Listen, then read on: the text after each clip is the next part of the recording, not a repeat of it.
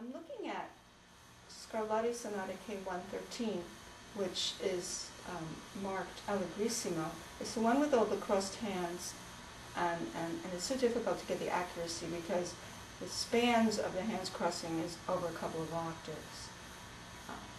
Now, I was re-looking at it, I was slowing it down a little first, because the only way to play something really well fast is to get all the shapes of the phrases in slow motion, because when you go faster, you don't want to lose the phrasing, and it's so easy to do. It's so easy just to toss the phrasing overboard and not preserve what you have in mind musically for your composition. So I was also analyzing this a little further and seeing things I didn't see before, which I should have. It starts out, with a simple A major chord, and it goes to an upper neighbor like it's doing 1, 4, 1. That's the outline of the harmony. So it's an upper neighbor motion of thirds, and I'm thinking to myself, it needs some kind of springboard wrist in it, because those parallel thirds suggest that. Whenever I do my parallel thirds for a dozen a day with my students, we always go, as I've done before, we do this, we go forward, every other one, we go quick. We start with slow individual ones forward, like that. Then we escalate the speed. We can't do so many forward movements. So that sort of applies here, because you're going to be going very fast and you have the parallel thirds. Now in the Scarlatti, I was noticing I can spring my wrist forward here too. I can do da-da-da, bop, bop. This is slow motion. Da-da, forward. The others bounce out. Ya, bop, bop, bop. Variation. Da-da-da-da-da, forward. Bop, bop, bop, bop. Da-da-da-da-da, forward. That springs into that. That kind of takes care of that. We're in slow motion. Now we have a kind of difficult phrasing here. This is Friskin, Friskin's phrasing, the edition I have. So here he starts with this da, da da da dee da da da da dee da da da da da da. You want to really hear the principal notes there. You want to hear da da da da. You don't want to hear ba ba ba ba ba ba ba ba. So the phrasing is important to the shaping of the line. Da da da da da da da da.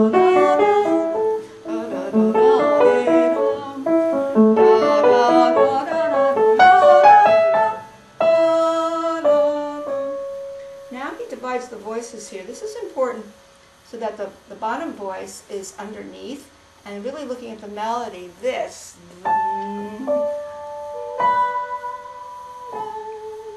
Because before when I played it, I noticed I was just pumping out every note equally, and it's not so, because there's a tenor voice suddenly that's underneath the soprano. You get this. And then you have da da da da ba da da, ya ba da da da ba da da ba da da ba.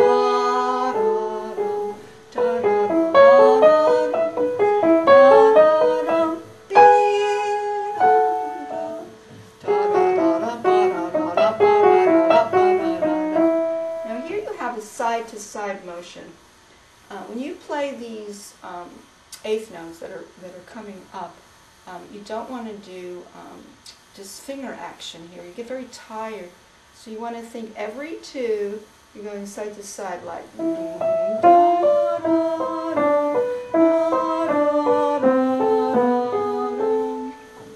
These are thirds.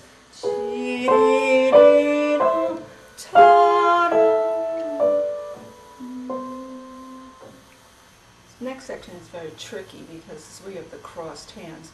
The first thing I do is scope out the harmony in the middle voice. So now you have a soprano, you have a bass, and then you have tenor, and I think it's an alto.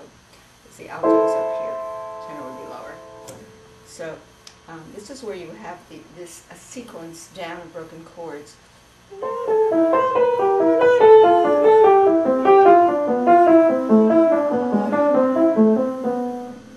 says non-legato there. I guess. I've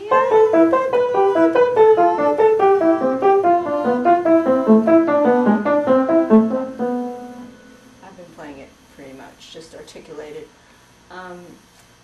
Now this is the challenge here, these huge leaps. The first one is, let's see, 1, 2, 3 octaves, and the good news is they're unisons. That means they're the same notes. They're essentially the same notes going down. So you don't have to worry about the temps that you have later. So if you start with a bigger span you have, and this big rainbow movement is a good idea. Now he shortens the span to 2 octaves here. You have to have some kind of, I've talked about this arc-like movement.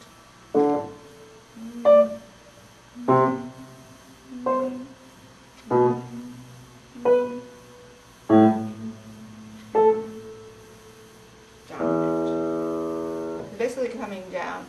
Down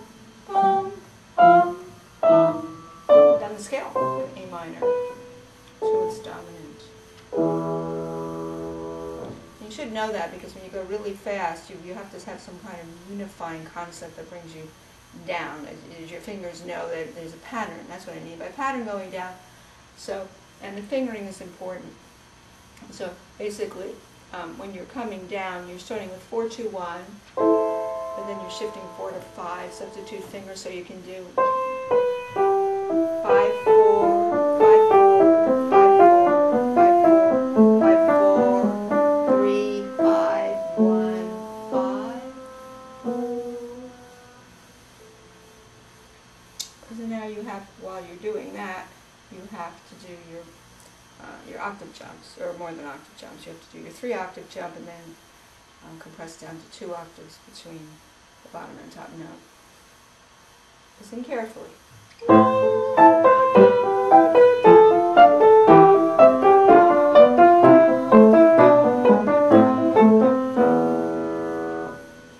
You always say a prayer if you manage to do it.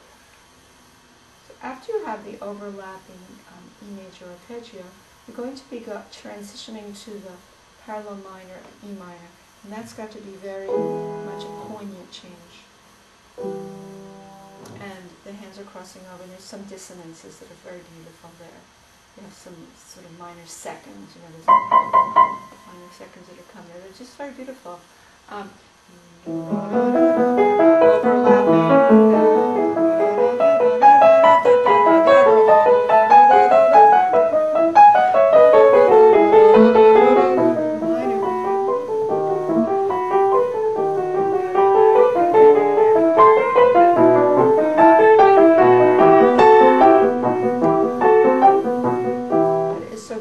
Because you have the echo phrase, in which he's so well known, Scarlatti.